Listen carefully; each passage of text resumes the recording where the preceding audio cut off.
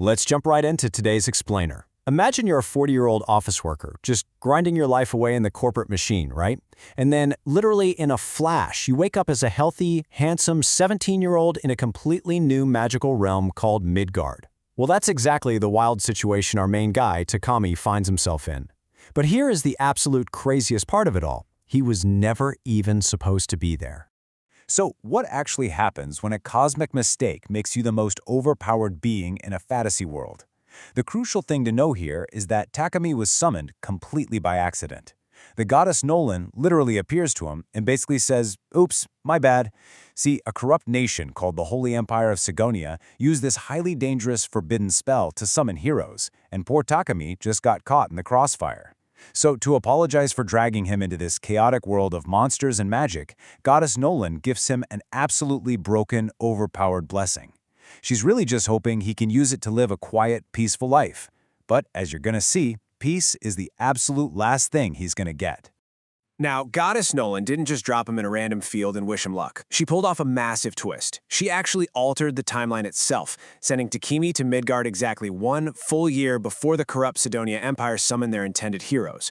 This brilliant little maneuver gives our accidental savior a 12-month head start to level up and figure things out before all hell inevitably breaks loose.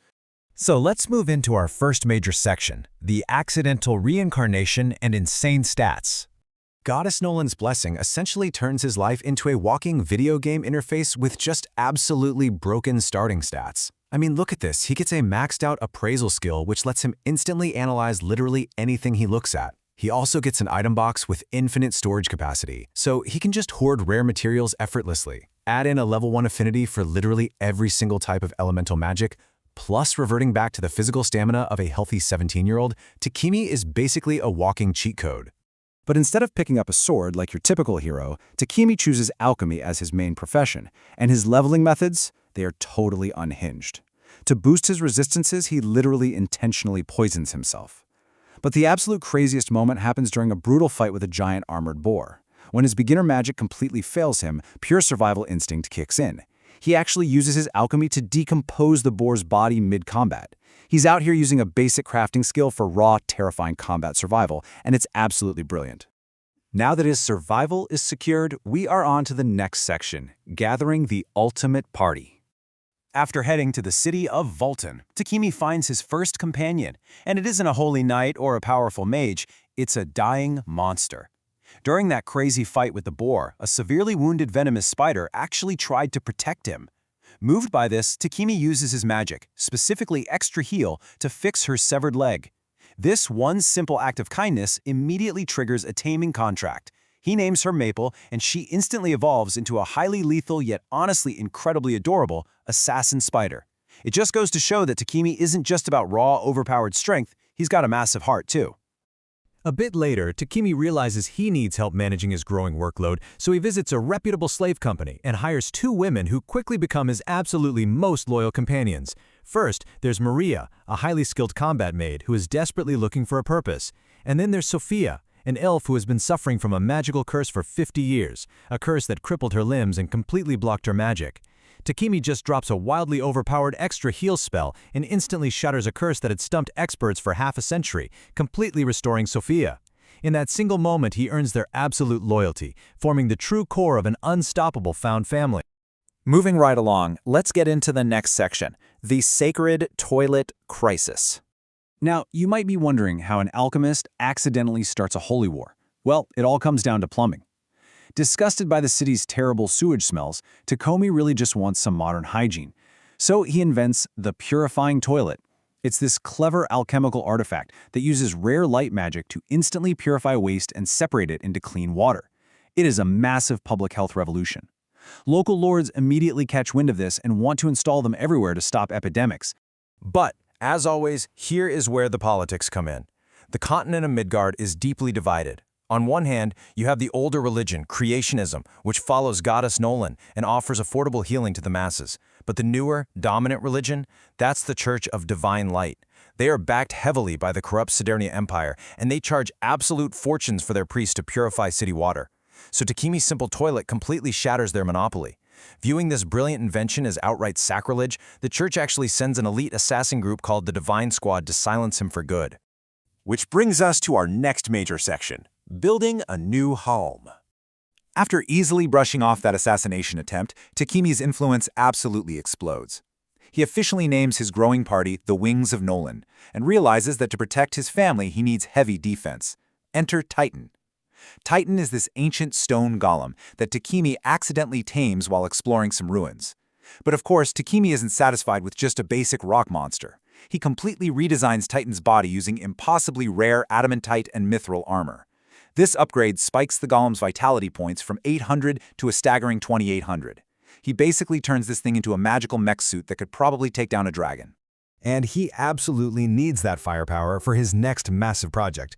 A local lord asks Takemi to help resettle over 1,000 abandoned refugees in a totally monster-infested wasteland.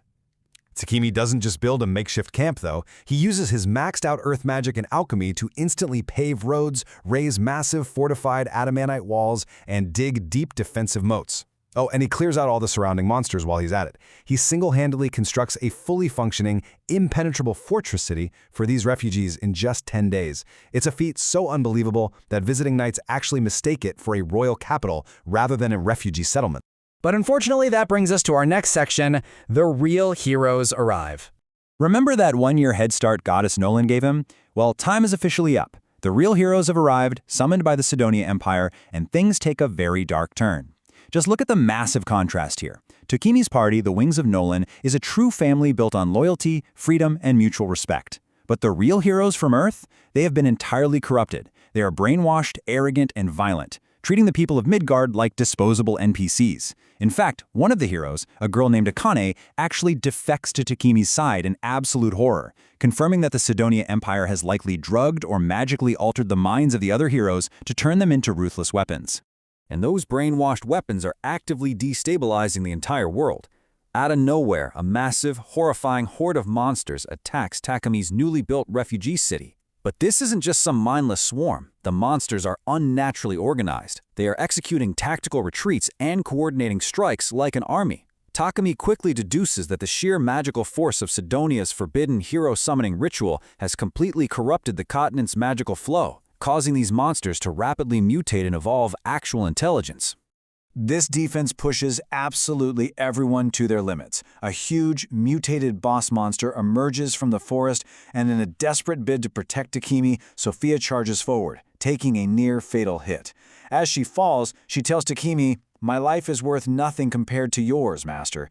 It is such a heartbreaking moment. It really shows how deeply scarred she still is by her past, and it sets the stage to prove exactly how far Takemi will go to show her that she's family, not just a disposable tool.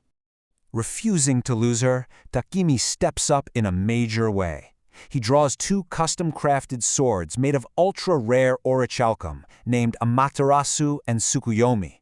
Combining his insane martial arts skills with his maxed-out magic, he dual-wields these legendary blades, dealing massive combined physical and psychic damage to absolutely obliterate the boss monster and save Sophia. But, just as the dust settles, we get a chilling reality check. While Takemi successfully protects his family and celebrates a hard-fought victory, across the continent, the corrupted Sidonia heroes are ruthlessly massacring a peaceful village in Salamandor, doing it just to assert the Empire's dark dominance. So, what does this all mean for the future of Midgard? With the corrupted hero sparking a continent-wide war, can one accidental alchemist really protect everything he's built?